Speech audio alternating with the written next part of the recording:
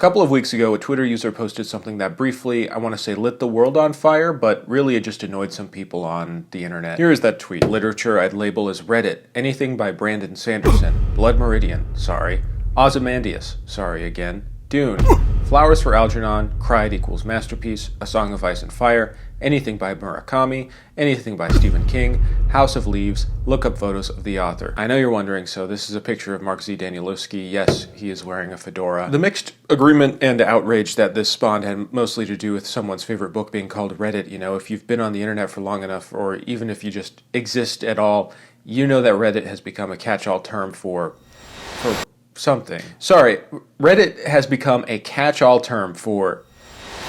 This tweet opened up a universe of interest for me. Many of these books and writers I enjoy and I've talked about on this channel, so I was struck with horror to see that my favorites are Reddit. They're Reddit. Basing it solely on the contents of this tweet, let's try to figure out what makes this Reddit. A, Reddit might just be genre. You know, this list is full of genre classics. We have fantasy, western, sci-fi, horror, but also a poem and Murakami. B, some of these things appear to be more Reddit than others. For instance, Brandon Sanderson's at the top of the list, but Blood Meridian and Ozymandias get little apologies. C, Reddit is popular. These are all beloved works of literature, if not critically, then by sheer popularity. Brandon Sanderson is the reigning king of fantasy when considering just book sales alone. But the greatest outrage that came from this tweet was largely about Blood Meridian. Not our beloved, violent, surreal Western masterpiece. Surely the Redditors haven't found it and made it bad. I'm going to talk more about Blood Meridian in a second, but first, let's look at some of the replies to this tweet. Who cares?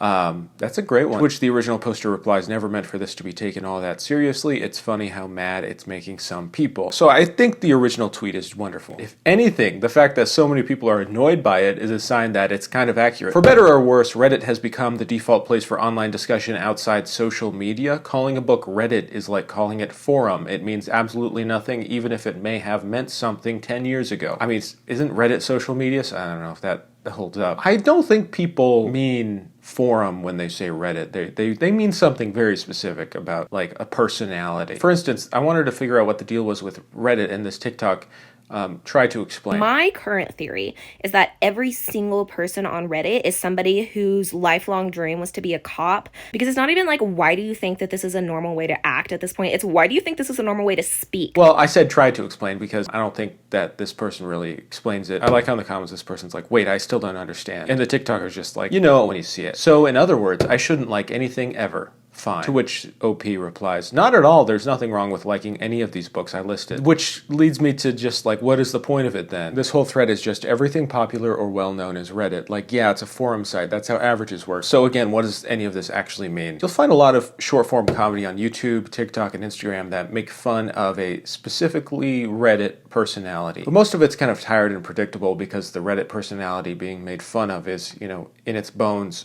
just a classic geek stereotype. The Big Bang Theory made fun of these people. Bazinga! It's like the same thing when you look at like the tropes of what people are making fun of. Fedora wearing, perhaps on the spectrum, specific about their interests. Reddit is siloed. There are tons of communities with rules. Any experience you have on Reddit is going to, I mean, it's going to be a very unique and different experience wherever you are on Reddit, depending on what your interests are. TikTok, on the other hand, is just an endless feed, kind of an algorithmic mush. So unlike Twitter or TikTok, there are gatekeepers, there are different cultures and clear rules. That's important to note. Another aspect, anytime you go on Reddit, specifically looking at like a new niche or something, like I've been getting into 16mm film, I've also been getting more into comic books. What you'll find frequently is lots and lots of posts that are people just saying like, hey, I am new to this hobby or this niche, please tell me the things I need to do or get or buy. So knowing this about Reddit, let's look at the list again and picture the kind of post that might warrant these recommendations. What's a great fantasy book for a new reader? Anything by Brandon Sanderson. What is the best Cormac McCarthy book? Blood Meridian, of course. What's the best sci-fi book?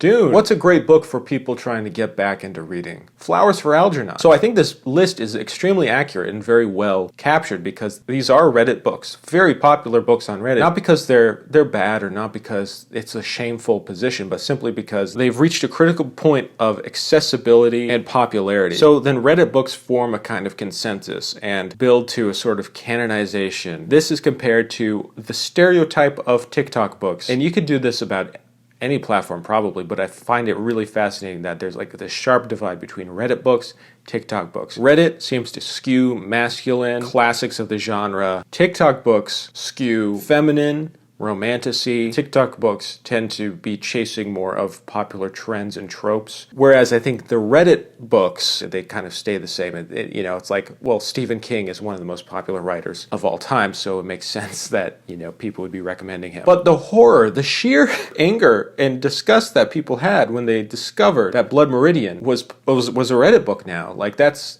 so funny to me. Blood Meridian, for those of you who don't know, it's a book by Cormac McCarthy. It went under the radar for many years. It came out in the 80s. McCarthy didn't really reach huge popularity until the 2000s, I think, with All the Pretty Horses, No Country for Old Men, The Road. But Blood Meridian has been around. It's just a less accessible book. It is very violent. There's not really likable characters you can attach to. It's not really a three-act structure. But it has been around, and critics have praised it. Harold Bloom, canonized Blood Meridian, sang its praises for years and years. I think that's how I discovered Blood Meridian. But over time, as Cormac McCarthy became canonized, a consensus was forming that maybe his popular newer books aren't the best ones. Maybe Blood Meridian is the best one. And forum sites like Reddit is where you can go and say, hey, Cormac McCarthy readers, what is the best Cormac McCarthy book? And they can say, well, Blood Meridian, maybe you shouldn't start there. Wait a second, that's the best one? I'm just going to read the best one. Why would I not read that first? Because it's the best one. And then you have people online talking about it over the years. Wendigoon famously made his very long breakdown of Blood Meridian that invited lots of new readers. At some point, you have to call it what it is, this idea of books becoming Reddit. It is just gatekeeping at a certain point. Actually, I'm the biggest Firefly fan. You guys are ruining the show. You aren't real fans. With the rise of some things' popularity, it's going to be talked about in a new way. Maybe not with the kind of language that people use to discuss literature and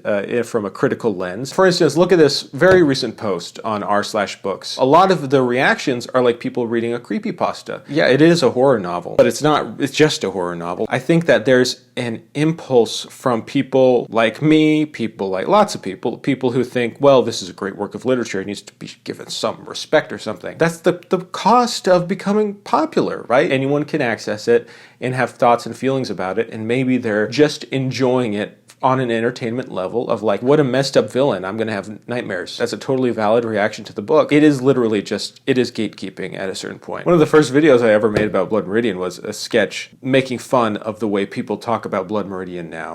Does God hear our cries? What? And turning it into their personality and they're like making it a vibe. But it's also inevitable. I'm on a movie podcast now called Sardonicast that I do with Adam from YMS and Alex from I Hate Everything. And not too long ago, there was a bit of a big controversy made about Adam's comment about the film Sinners. It's good. Yeah, I really liked it. It's a normie masterpiece. Wow.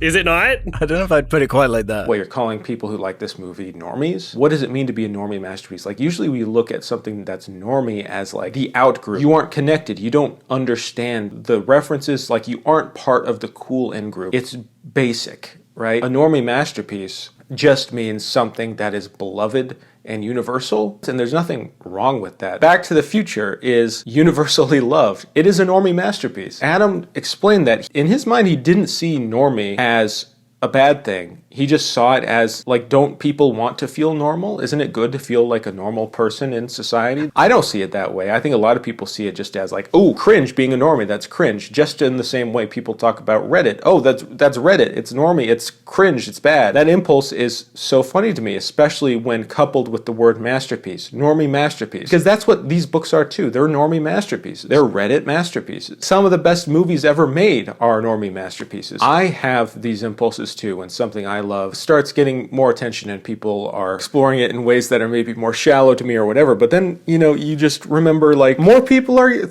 seeing the thing you love. Like that's a good thing. I think there's something wonderfully human about cringing at things because that means we're recognizing something within ourselves. Seeing these books and calling it Reddit in this instance just means they've reached a level of accessibility and popularity that they are easy to recommend to people and are easy to love. Because at the end of the day, Everyone has to start somewhere. These phases, this endless cycle of cool to cringe and back again, it repeats endlessly. Maybe one of the best examples, because it's been around forever, is Disney. When you look at the long history of Disney movies, you find rich periods when somehow, as if by accident, art thrives, followed by stagnation. And if you're interested in this cycle, I have an amazing recommendation for you. Lindsay Ellis is one of my favorite creators of all time, and she's been uploading videos exclusively to Nebula for the past few years. Her latest video is called Let's Compare and Contrast Disney's Flop Eras. And this is the type of video that I live for. It breaks down not just the strange nature of Disney's current flop era, Snow White and all, but explores why this cycle keeps happening. It is a testament to the strength of Nebula as a streaming service that this kind of brilliant content can coexist